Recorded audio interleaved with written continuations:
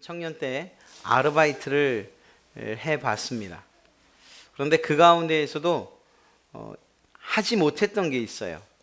하고 싶지 않아서가 아니라 좀 문제가 있었어요. 다른 것이 아니고 언제였는지 정확히 기억 안 나는데 그 미아리 고개를 넘으면 그 성북동 쪽에 인력시장이 있습니다. 그 인력시장에 노가다를 하러 간 거예요. 갔는데 일을 못했어요. 아무도 저를 데려가지 않았어요.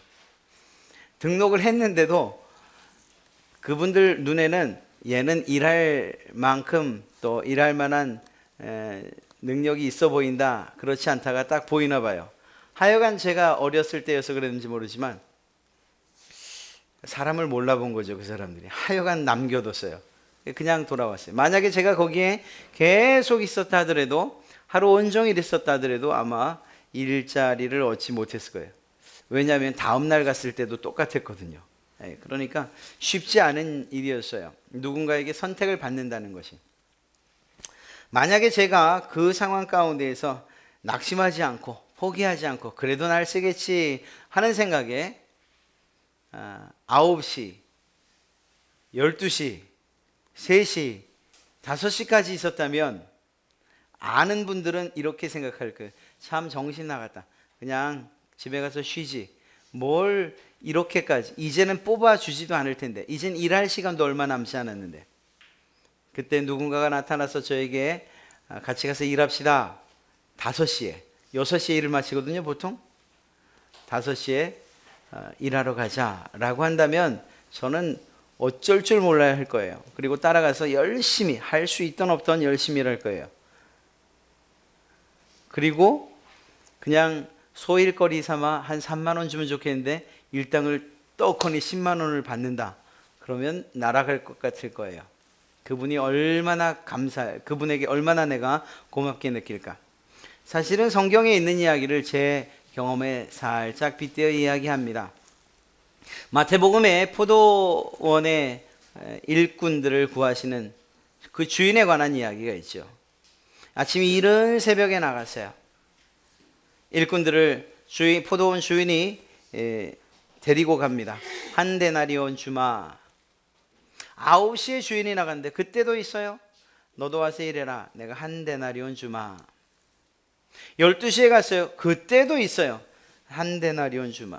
3시에 갔는데, 오후 3시에 갔는데도 그때도 여전히 남아있는 사람들이 있어요. 데리고 들어갑니다. 일 시켜요. 5시에 갔는데 그때도 여전히 놀고 있는 사람들이 있어요. 와라, 일해라. 내가 한 데나리온 주마.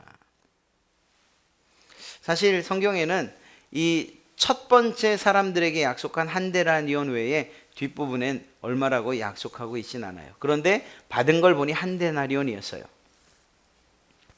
여러분, 그 사람들이 왜 남겨졌을까요? 이른 아침부터 뽑힌 사람들, 그리고 9시, 12시, 3시, 5시 점점 뒤로 갈수록 사실은 인간적인 면에서 볼 때 어떻다는 얘기일까요? 무능하다는 얘기죠. 무능하다는 얘기. 일할 것 같이 못하다는 이야기예요. 데려가도 아무 쓸모없을 것 같다는 그러한 생각이 들었기 때문에 남겨두고 이 사람도 남기고 저 사람도 남기고 그래서 끝까지 남은 사람이에요. 지질이 복도 없다가 아니라 정말 일 못하는 사람들인 거예요. 그런데 그들이 5시에 이제는 마감 시간이 얼마 남지 않은 그때에 누군가에게 뽑힘을 당하죠. 그 마음이 어떨까요? 기쁜 거예요. 일할 수 있다는 것만으로도 기쁜 거죠. 만약에 주인이 급여를 거꾸로 계산해서 일찍 온 사람부터 한 데나리온 줬다고 생각하면 그 뒤에 있는 사람들은 난 반만 받아도 좋겠다. 난 반의 반만 받아도 좋겠다. 이렇게 생각했을 거예요. 그런데 여기서 놀랍게도 가장 늦게 와서 가장 일 못하는 사람으로서 가장 적게 일한 사람이 한 데나리온을 받았다는 거죠. 이 사람의 마음에 어떤 마음이 들겠습니까? 첫째요, 정말 감사하다. 내가 오늘 복을 받았구나. 아니면 이걸로는 좀 부족하지 않은가? 내가 비록 한 시간이지만 최선을 다해 일했는데, 여러분 어떤 마음이 드시겠어요? 모르나 마나죠. 놀랍게도 이러한 불평과 원망하는 그 마음이 실제로 일찍 온 사람들의 마음에 생기기 시작했다는 거예요. 그들도 하나님, 이 주인과 약속을 한 그 대가를 온전히 받았음에도 불구하고 불평하는 거예요. 일하게 하신 것에 대해서 불평하는 거예요. 하루를 살아갈 수 있게 하신 것에 대해서 불평하는 거죠. 오늘의 표현대로 하면 주인의 은혜에 대해서 불평과 불만을 하게 되었다라는 것입니다.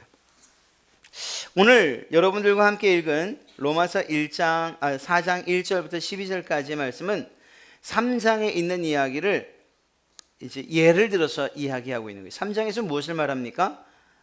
하나님의 은혜는, 하나님의 그 구원의 은혜는 우리가 무엇인가를 해서 얻는 것이 아니다. 하나님의 전적인 은혜이다. 이렇게 말씀하고 있죠. 그래서 유대인들 너희 자랑하지 말아라. 너희가 할례를 받았던지 혹은 절기를 지키던지 아니면 율법을 가지고 있던지 이것 때문에 구원받는 것이 아니고, 너희의 행함 때문이 아니고 하나님의 전적인 은혜, 선택하심의 은혜 때문에 너희가 구원을 받는 것이다. 이렇게 분명하게 못을 받고 있습니다. 그리고 그렇게 결정지어진 내용, 그리고 그렇게 선포한 내용을 4장에서 예를 들어서 유대인들이 아무 말 할 수 없게 못을 받고 있는 거예요. 누구를 통해서 예를 들고 있습니까? 바로 아브라함을 통해서 이야기하고 있는 것입니다. 이스라엘 백성들에게 있어서의 아브라함은 매우 특별한 존재예요. 그들의 조상이라고 생각하는, 아니 실제로 조상인 아브라함이죠. 그렇기 때문에 그 아브라함의 이야기를 통해서 무엇인가 사실을 증명해내면 그것에 대해서는 거짓말이 아닌 이상 이스라엘 백성들은 아무도 반박할 수 없습니다. 유대인들은 아브라함이라고 이야기하면 그보다 높은 존재가 적어도 사람들 가운데서는 없기 때문인 거죠. 왜? 그들이 시조가 되니까 말입니다. 자, 그런데 이 아브라함에 대해서 사도 바울은 첫 번째 여는 이야기가 무엇입니까? 우리의 조상된 아브라함, 육신으로서 우리의 조상된 아브라함이 과연 무엇을 얻었습니까? 무엇을 얻었습니까? 앞서 말한 대로 하면 그가 구원을 받았다 할 때, 하나님의 선택을 받았다 할 때 그가 한 일이 도대체 무엇입니까? 이렇게 묻는 거죠. 너무나도 당돌한 질문일 수 있습니다. 유대인들에게 있어서 아브라함의 문제를 꺼낸다는 것 자체가 참으로 정말 해서는 안 되는 그런 일일 수 있거든요. 그럼에도 불구하고 사도 바울은 그 문제를 아주 단도직입적으로 꺼내놓죠. 너희의 조상, 나의 조상 아브라함을 생각해봐라. 그 아브라함이 과연 하나님의 선택을 받을 때에 그가 한 것이 무엇이지? 이렇게 묻는 것입니다. 성경을 통해서 이 사도 바울은 이스라엘 백성들, 특별히 유대인들의 그 율법에 대한, 그리고 그 율법을 지키는 것들에 대한 자만심과, 그리고 엄격히 말하면 외식적인 그러한 태도들을 분명히 지적하고, 아울러 이방 사람들에게는 구원의 도리와 구원의 길을 가리키고자 이 이야기를 하고 있는 거예요. 제가 뒷부분 가서 다시 두 가지를 짚어드리겠습니다. 이러한 이야기들, 사실 여러분이나 제가 구원은 어떻게 했습니까? 구원 어떻게 받아요? 이렇게 물으면 여러분 구원 받았습니까? 이러한 여러 가지 질문을 하면 여러분들의 대답은 매우 명확해요. 아, 그것도 모르십니까, 목사님? 예수 믿으면 구원 받죠. 믿으면 구원 받죠. 하나님께서 우리를 의롭다고 여겨주신 것이죠. 오늘 사도 바울이 말하고 있는 구원의 도리를 여러분들이 분명하게 저에게 이야기해 주실 거예요. 제가 왜 이 이야기를 또 반복해야 되는 거죠? 이런 면에서 오늘 말씀을 좀 생각해 보십시오. 여러분이 정말 구원의 도리를 알고 있고 구원 받으신 분들입니까? 그렇다면 이 이야기를 하시는 이유가 무엇일까요? 교만하지 말라는 거예요.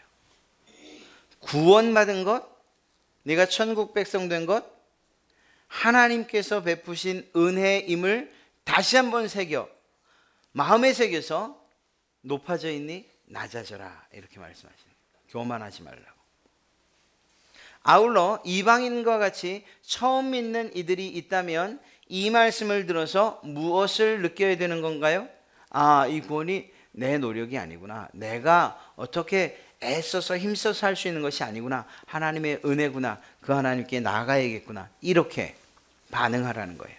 그래서 구원의 도리를 알고 정말 믿음에 있어서 어느 정도 성숙한 이들은 교만하지 않도록, 또 믿음의 초보인 이들은 예수 그리스도 그분을 향해서 더 나아가도록, 이러한 목적에서 사도 바울이 쓴 이 로마서를 우리는 살피고 있는 것입니다. 예수님을 믿은 지 꽤 되신 분들은 이 내용에 대해서 모를 리가 없거든요. 여러분 모르세요? 구원이 여러분의 행위로 이루어질 수 없다는 것, 정말 믿음으로 하나님의 은혜로 된다는 것 모르는 분 계세요? 알죠. 다 알아요. 모르는 사람들이 없어요. 그럼에도 불구하고 우리가 정말 내가 하는 일들 때문에, 내가 무엇인가 이뤄놓은 일들 때문에, 때로는 직분 때문에, 오늘 1절에서 말하는 것처럼 육신으로 우리 조상, 육신으로 할 수 있는 여러 가지 일들, 육신으로서, 즉 인간으로서 자랑하기 쉬운 여러 가지 것들 때문에 내가 높아져 있지 않은가, 이걸 좀 살펴봐야 될 필요가 있는 거죠. 도대체 뭐가 있습니까? 오늘 유대인들을 이야기하면 율법적인 생활, 그리고 그 율법을 가지고 있다는 것, 그리고 그것을 실제로 몸에 행한다는 것, 할례, 혹은 혈통적으로 유대인 되었다는 것, 그리고 열광적인 아주 미친 듯한 그러한 종교 생활, 우리로 생각하면 어떤 것이 있죠? 교회 안에서의 직분, 내가 얼마간 믿었는가, 내가 어떤 일을 하고 있는가, 또한 내가 무엇을 가졌는가, 많이 가졌는가, 정말 적게 가졌는가, 이러한 소유에 관한 것, 배움에 관한 것, 이러한 여러 가지 인간적이고 육신적인 것들 때문에 내가 높아져 있지 않은가. 하나님이 이런 것들 때문에 우리를 구원해 주신 것이 아닌데 우리는 내가 이것 때문에 구원받았다고 착각하고 있는 것은 아닌가. 그렇다면 그 착각으로부터 깨나서 그 교만을 떨쳐내는 그러한 시간이 되어야 되는 거죠. 사도 바울은 분명하게 이야기하고 있어요. 2절에서 만일 아브라함이 행위로서 의롭다 하심을 받았으면 자랑할 것이 있으려니요 하나님 앞에서는 없느니라. 무슨 말입니까? 아브라함이 그가 하나님의 선택을 받을 때에 무엇인가 했다면, 하나님이 선택할 만한 어떤 일을 했다면, 그렇다면 그는 자랑할 수 있었을 것이에요. 그런데 아브라함을 봐라. 하나님 앞에서 자랑했더냐? 자랑할 것이 있었더냐? 그런 순간이 있었더냐? 없지 않느냐. 아브라함은 하나님 앞에서 자랑하지 않았어요. 자랑할 것이 없었기 때문이에요. 그가 지극히 겸손해서가 아니라 실제로 자랑할 것이 없었기 때문이에요. 그의 그 가정을 한번 살펴보세요. 아브라함의 가정은 최악이었어요. 최악. 우상을 만드는 집이었어요. 아버지가 그 만든 우상을 가지고 밥벌이를 하는 그런 집안이었어요. 그런 가정에 하나님의 은혜가 임했고 아브라함은 그러한 하나님의 은혜를 전적으로 받아들인 거예요. 그래서 하나님이 명령하실 때 그 명령에 따라 순종했던 거예요. 여러분, 아브라함이 순종했잖아요. 자기가 살던 곳에서 아비와 친척을 버리고 떠났잖아요. 아니요, 그 전에 하나님이 아브라함을 부르셨다는 사실을 기억해야죠. 하나님께서 아브라함을 선택하신 것 자체에 아브라함은 아무런 영향을 끼치지 못했다는 거예요. 그의 삶은, 그의 의로움은, 그가 의로웠는지 안 의로웠는지도 모르겠어요. 실제로 그의 삶을 보면 정말 부르심을 받아서 가나안 땅을 향해 내려오는 과정에도 몇 번을 넘어지잖아요. 몇 번을. 자기 아내를 누이라고 속이잖아요. 자기 살겠다고. 이거 얼마나 치사한 일입니까? 그런데 그런 일을 실제로 벌이잖아요. 그렇게 볼 때 아브라함이 의로웠다, 깨끗했다, 정말 하나님의 선택을 받을 만했다, 이렇게만은 이야기할 수 없다는 거예요. 그렇게 본다면 하나님께서 아브라함을 부르신 그것은, 하나님의 선택하심은 전적으로 하나님 편에서 이루어진, 이것을 조금 어려운 말로 하면 하나님의 주권적인 역사인 거예요.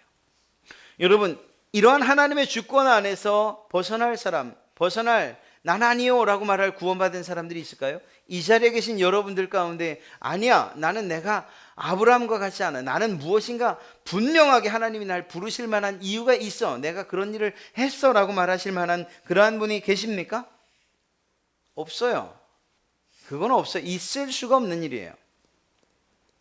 만약에 하나님이 우리를 부르지 않으셨다면 우리는 하나님이 어떤 분이신지조차 알 수 없는 그런 존재들이기 때문인 것이죠. 여러분, 아브라함이 행위로서 의롭다함을 받지 않았다는 사실을 사도 바울은 매우 강조하고 있는 거예요. 그러면 무엇이라고 말합니까? 하나님 앞에서는 설령 사람들이 볼 때에는 그래, 아마 아브라함이 이래서 구원받은 것일걸, 이래서 선택받은 것일걸 이라고 말할지라도, 설령 그런 일이 있다 할지라도 하나님 앞에서는 그가 자랑할 것이 없다라고 이야기하고 있죠. 이 하나님 앞에서란 말을 다른 표현을 하면 하나님의 관점으로 볼 때에 라고 표현할 수 있습니다. 하나님의 눈으로 볼 때엔 아브라함이 자랑할 것이 없다는 거예요. 아브라함이 자랑할 것이 없었어요. 적어도 하나님 그분의 관점으로 볼 때, 하나님의 관점으로 볼 때에 여러분들은 결코 하나님 앞에서 자랑할 만한 것이 있는 사람들이 아니에요. 저도 마찬가지인 거예요. 아까 처음 말씀드렸던 인력시장에서 남고 최종 끝까지 남은 자들, 그가 바로 저이고 바로 여러분들 아닙니까? 도대체가 쓸모가 없고 도대체 자랑할 것이 없고 부족한 것 투성이고 계획하는 것마다 어그러지고 사람들과의 관계에서도 문제가 있고 깨지고 부서지는, 그냥 혼자 둬도 내 안에서 일어나는 여러 가지 복잡한 생각 때문에 스스로 무너지는 그런 사람이 바로 저와 여러분 아닙니까? 나만 그러냐고? 아니요. 사람들이 볼 때도 야, 정말 참, 그래서 좀 속된 말로 하면 참 안 된 얘기지만 좀 찌질하다, 뭐 이렇게 볼, 우리의 인생이 그랬음에도 불구하고 하나님의 관점으로 볼 때에, 하나님의 눈으로 볼 때에 내가 너를 선택할 만하다라고 그렇게 결정하셨다는 거예요. 아브라함이 그랬던 것처럼 우리도 그렇다는 거예요. 그렇게 볼 때에 우리가 하나님 앞에서 우리의 그 어떤 행위로 자랑할 수 있겠냐 하는 거죠. 여러분, 우리는 착각을 해요. 예수님을 믿잖아요. 그러면 예수님을 믿은 다음에 우리가 삶에 있어서 일정 부분 변화되는 게 있어요. 신앙생활도 바뀌어요. 처음 믿을 때, 처음 이렇게 발을 담글 때, 이 아이들이 이 물에서 수영할 때 그 첫 경험을 즐겨하는 아이들도 있지만 그렇지 않은 경우도 많아요.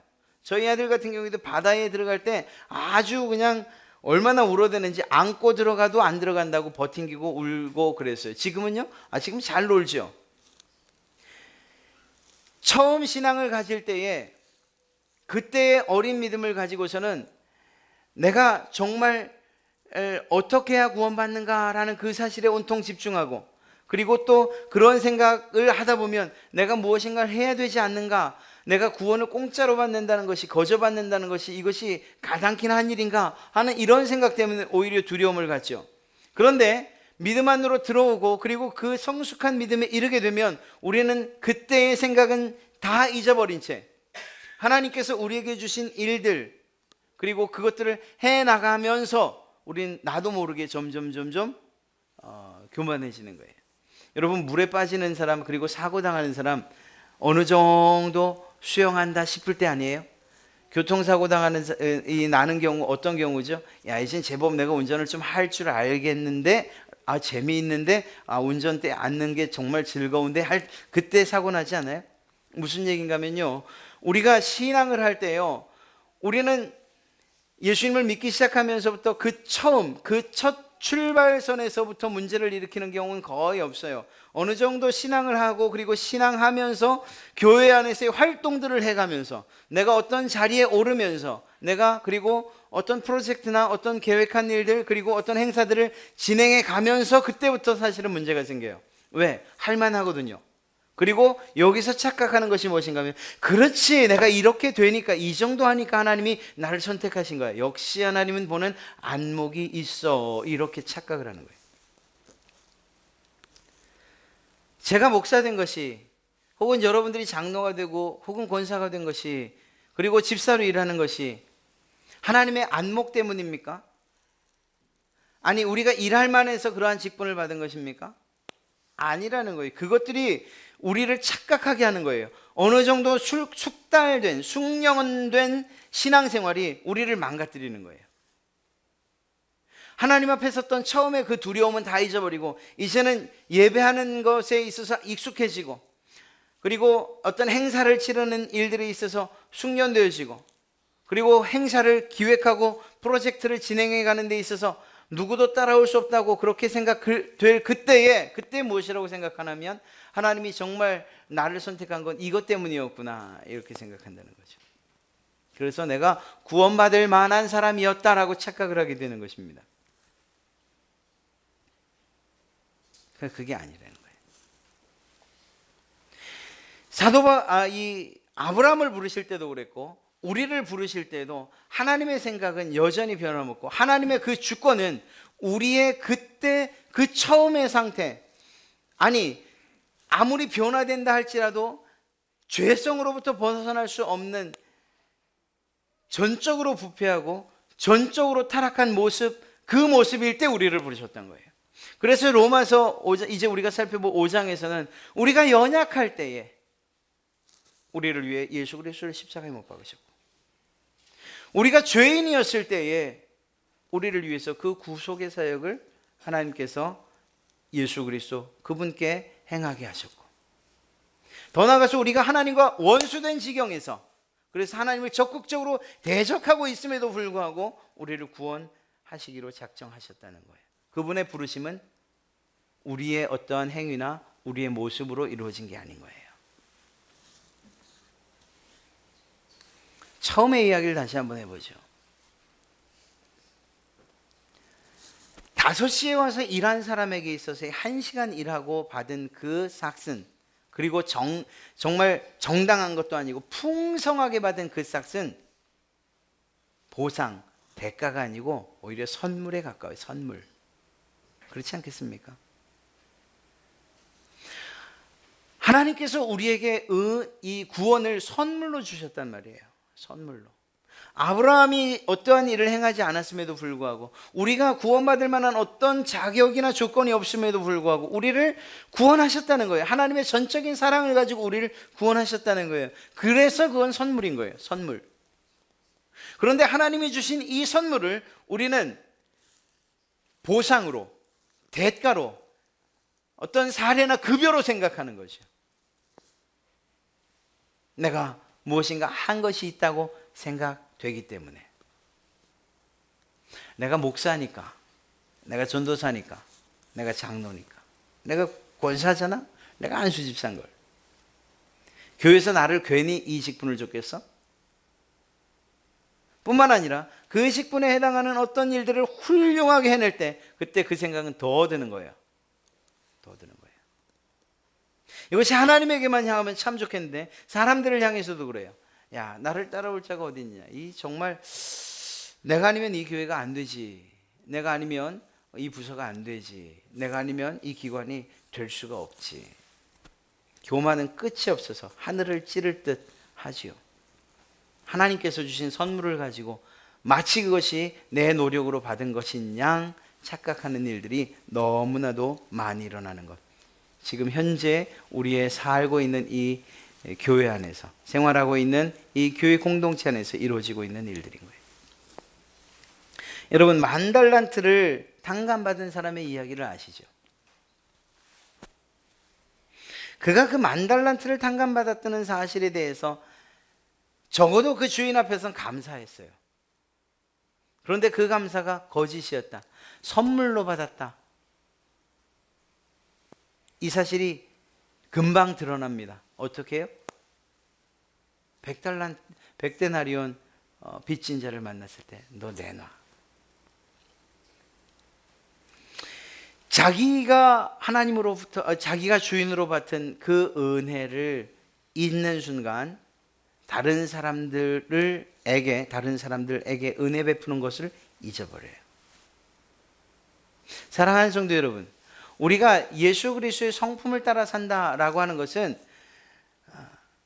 주님께서 우리에게 어떤 일들을 해주셨는가, 내가 어떤 상태였는데 하나님이 나를 어떻게 도와주셨는가 하는 것들을 깊이 인식할 때에 그때 비로소 그 성품대로 사는 것이고 똑같은 처지에 있는 이들을 돌아볼 수 있는 거죠. 오늘 사도 바울이 아브라함을 이야기하면서 끊임없이 이야기하는 것이 무엇입니까? 하나님 앞에서는 우리가 결코 자랑할 것이 없다. 아브라함도 하나님 앞에 자랑할 것이 없는데 너희 유대인들이 자랑할 게 있느냐? 그러면서 어디까지 갑니까? 아브라함이 하나님으로부터 선택받을 때 어떤 순간이었는지, 어떤 태도에, 어떤 상황이었는지 잘 기억해봐라. 아브라함이 할례를 받았던 때야, 무할례일 때야.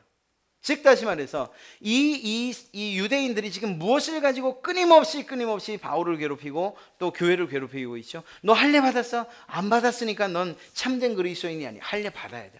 이러한 하나님의 백성이란 표를 받아야 되라고 이야기하고 있어요. 그런데 정작 아브라함이 하나님으로부터 선택을 받을 때에 할례, 그들이 그렇게 하나님의 백성의 표라고 이야기한 할례를 받은 상태였냐? 아니라는 거예요. 아니라는 거예요. 다시 말해서 이 유대인들이 지금 피를 토하면서 이방인들과 자신들을 분리시키고, 우리는 선택받은 자이고 너희는 그렇지 않은 자이고, 우리는 할례를 통해서 완전한 구원받은 그리스도인들이고 너희는 아직 할례 받지 않은 자들이고 반쯤 구원받은 자들이고, 이렇게 논리를 펴나가고 있을 때 사도 바울은 단호하게 아니라고 이야기하는 거예요. 아브라함이 믿음의 조상이 된 것, 그리고 하나님으로부터 불러냄을 받을 때 하나님께서 그를 선택하셨을 때 할례였어? 할례자였어? 아니잖아. 그런데 왜 그것을 가지고서 그렇게 너희만의 것인 것처럼 자랑하느냐? 그것이 하나님의 주권적인 선택의 완성인 것처럼 그렇게 얘기하느냐? 아니지 않느냐? 이렇게 얘기하는 거죠. 사도 바울이 정말 멋지지 않아요? 기가 막혀요. 그의 논리적인 이야기들과 그를 반박할 수 없는, 정말 궁지로 몰아가는 유대인들이 여기서 무슨 말을 하겠어요? 자기들이 가장 존경하는 아브라함을 이야기하고 있는데 여기서 한 명을 더 끄집어내죠? 다윗을 끄집어내고 있어요. 다윗에 대해서는 무엇이라고 이야기합니까? 6절 말씀을 보면 일한 것이 없이 하나님께 의로 여기심을 받는 사람의 복에 대해서 다윗이 이야기했다고 그렇게 얘기해요. 무슨 말이에요? 아무런 일한 것이 없어요. 어떤 행위가 없어요. 그럼에도 불구하고 하나님이 의롭다고 여기신 사람들, 하나님께 그렇게 여김받아서 복받는 사람들, 그 사람들의 복에 대해서 다윗이 이렇게 얘기했다는 거죠. 7절에 불법이 사함을 받고 죄가 가리워짐을 받는 사람들은 복이 있고. 여러분, 불법이 죄가 없다는 게 아니잖아요. 그렇죠? 죄가 없다는 게 아니에요. 그러한 불법과 죄를 사함을 받은 거예요. 하나님으로부터 가리워짐을 받은 거예요. 보이지 않게. 누가? 하나님이. 그렇게 죄인임에도 불구하고 하나님이 그래 너 죄 없다 해주마 라고 하는 그 사람들이 얼마나 복된 사람들이냐. 이 다윗이 그것을 이야기하는 거죠. 8절에 주께서 그 죄를 인정하지 아니하실 사람은 복이 있도다. 죄가 있음에도 불구하고 죄로 인정하지 않는, 의로 인정하는 그 사람들 복이 있다. 다윗이 고백한 이 이야기를 그대로 하는 거예요.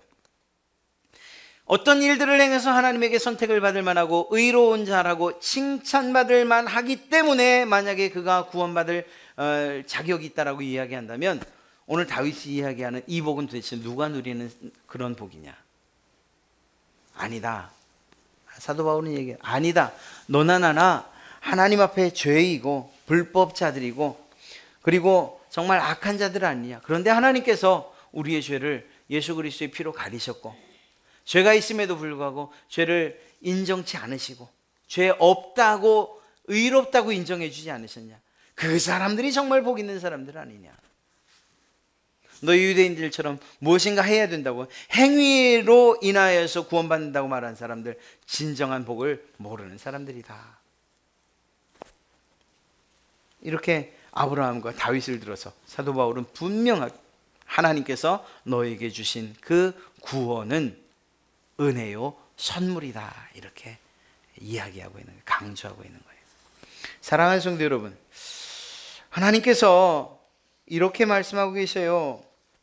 이를 아니할지라도 경건치 아니한 자를 의롭다 하시느니. 우리가 설령 죄 가운데 있다 할지라도 하나님께서 우리를 구원하셨음에도 불구하고 아무런 일을 하지 못한 채 있는다 할지라도 하나님께서 우리를 부르셨다는 사실에 대해서 하나님 이것이 은혜입니다, 이것이 하나님의 선물입니다 라고 생각하고 있다면 그 믿음을 의롭게 여기시겠다고 이야기하는 거예요. 이제는 우리의 착각에서 벗어나야 돼요. 내가 무엇인가를 하기 때문에 하나님이 나를 의롭게 여기신다, 그 생각으로부터 벗어나야 돼요. 그것은 하나님 편에서는 사실 아무것도 아니에요.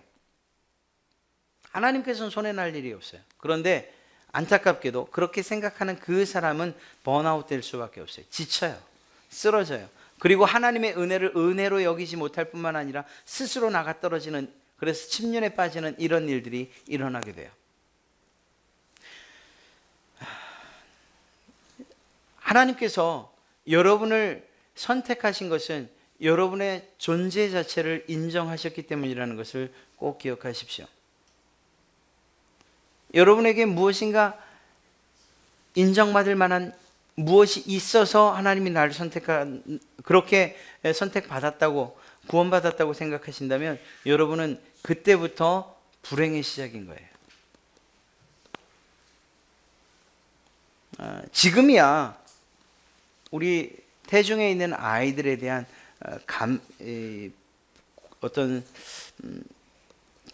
뭐라고 할까요? 검사가 아주 디테일해지고 정확해졌잖아요.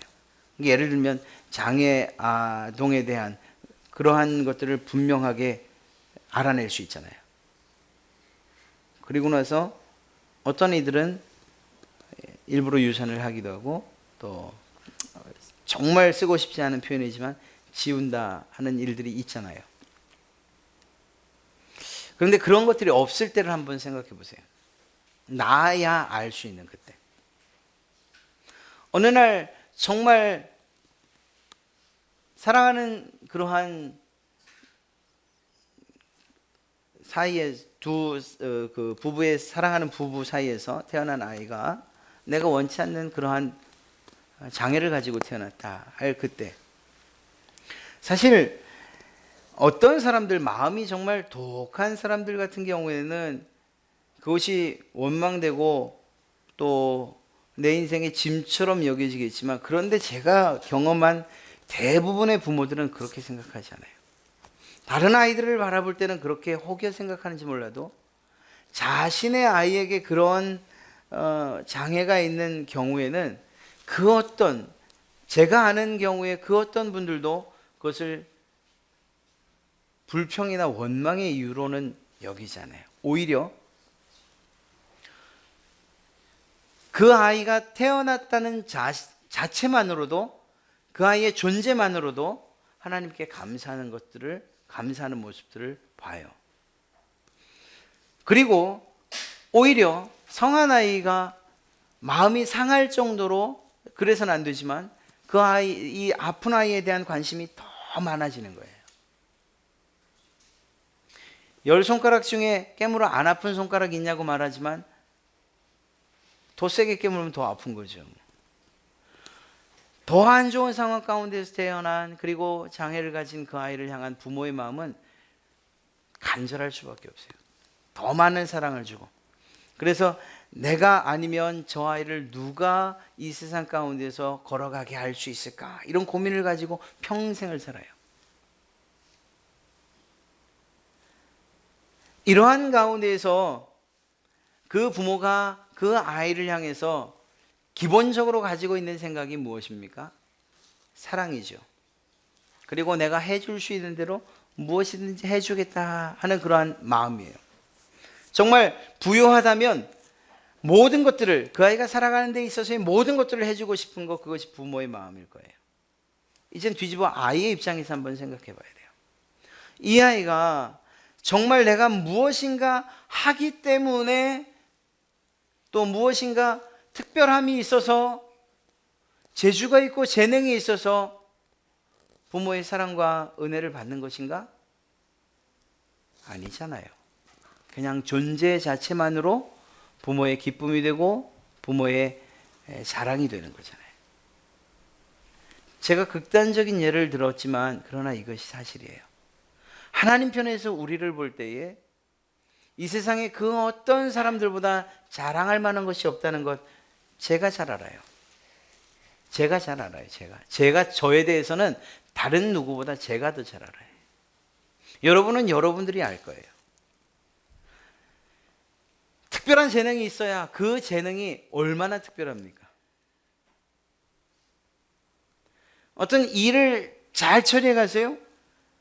그래 봤자 어느 만큼 세상에서 특별하게 성공한 사람들만큼 하세요? 세상에 갑부들만큼 가지신 분 계세요? 잘생기셨어요? 정우성만큼 잘생기셨어요? 아니잖아요. 적어도 그냥 여기 보면 그래요. 죄송합니다. 그냥 저만 얘기할게요. 저를 보니까 그래요. 뭐 돈으로 자랑할 만한 거 없고 생긴 거로 자랑할 만한 거 없고 자랑할 만한 게 딱히 없어요. 그래요. 그런 자예요. 좋지 않은 비유였지만 아까 이야기대로 하면 정말 이렇게 정상적으로 살아갈 수 없는 그런 사람이 바로 저예요. 그럼에도 불구하고 그런 저에게 하나님의 선택하시는 손길이 내밀어진 거예요. 그래서 저는 은혜인 거예요. 그래서 저는 감사하다고, 선물이라고 생각하는 거예요. 여러분들도 그렇지 않으세요? 하나님께서 여러분을 선택하시고 여러분을 하나님의 자녀로, 자기의 자녀로 삼으실 때에 난 자녀될 만한 자격이 충분히 있으라고 생각하는 분 계십니까? 없어요. 있을 수가 없어요. 혹여 그런 생각이 있으시다면 그게 교만이에요. 하나님 앞에서 그 생각을 깨뜨려 달라고 기도하셔야 돼요. 아니 목사님 무슨 소리예요? 내가 가진 게 얼마나 많은데, 재주가 얼마나 많은데.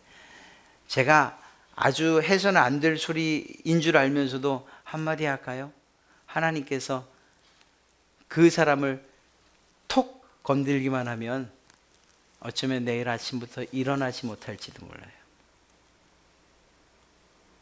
하나님이 숨을 붙여두시면 그제서야 살아갈 수 있을 희망이 조금 보이게 그렇게 만들어질 수도 있어요. 우리가 자랑할 게 없다는 것을 말씀드리는 거예요. 물질이요? 재산이요? 하나님이 고독하시는 것 경험하신 분 없으세요 혹시? 그냥 마치 바람에 훅 날려가는 것처럼 모든 돈들이 확 빠져버리지 않던가요? 모래성 무너지는 것처럼 여러분이 쌓아온 그러한 인생의 연륜들과 그리고 자랑들이 그대로 무너져 버리지 않던가요? 하나님 앞에 자랑하는 순간 그렇게 될 수 있다는 사실을 꼭 마음에 기억하세요. 우리는 자랑할 것이 없는 사람들이에요. 어떤 행위로도 말입니다. 어떤 행위로도. 하나님께서 나를 구원하실 만하지, 선택하실 만하지 이렇게 말할 수 있는 사람이 단 한 사람도 없다는 거예요. 그리고 그렇게 돼서도 안 된다는 거예요.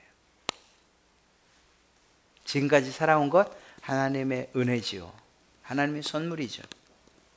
내 인생이 지금 이렇게 인도함 받은 것, 그래서 내가 이러한 직분을 가지고 이러한 일을 하는 것 하나님의 은혜죠. 특히 사역자로 세워지는 사람들의 그러한 생각들은 변함이 없어야 돼요. 저를 비롯해서 우리 전도사님 또 많은 정말 하나님의 부르심을 받은 사람들, 지금 이 자리에 있는 것이 하나님의 은혜이지요. 이 생각을 잊으면 이제 매 맞을 준비를 해야 되는 거예요. 왜냐하면 그것이 사실이니까. 내가 내 힘으로 지금 이 자리에 쓴 건 아니잖아요. 하나님이 내려와 그러면 내려갈 수밖에 없는 거잖아요.